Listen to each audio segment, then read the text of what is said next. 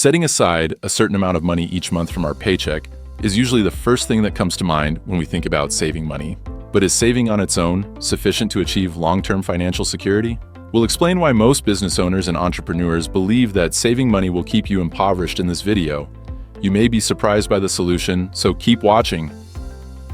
Why saving can keep you poor? Saving money is a terrific approach to start accumulating wealth, but you should also diversify your assets and begin investing. The sooner you begin investing, the longer your investments have to grow.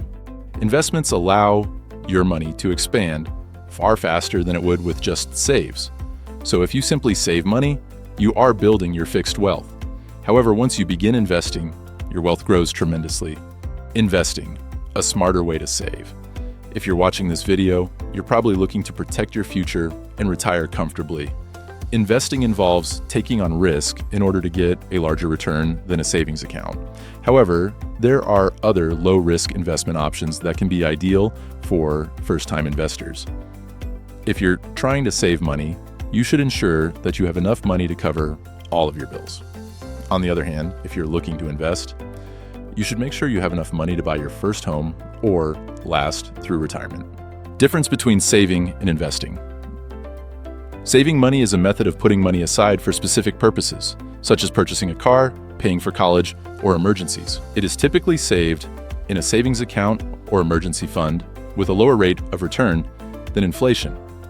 Investments, such as stocks and bonds, aim to make a profit and increase assets.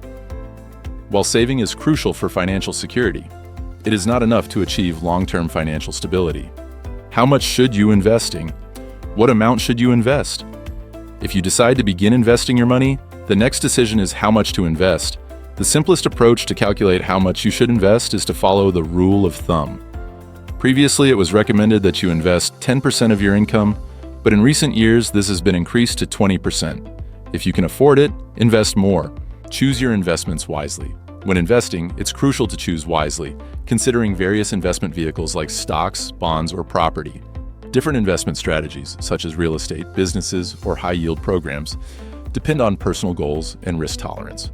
While it's challenging to predict the market, investing in companies with growth prospects can yield long-term profits. For example, if you want to invest in Google, it's essential to review its financials and determine if it's worth the investment based on your risk tolerance and goals.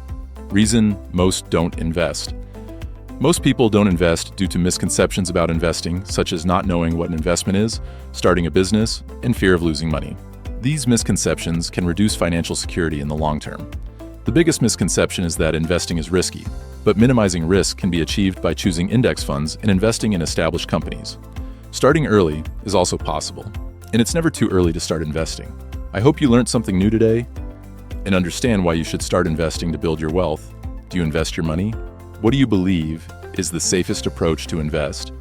Share your plans in the comments area below. If you like this video, give it a huge thumbs up and share it with your friends. Thanks for watching.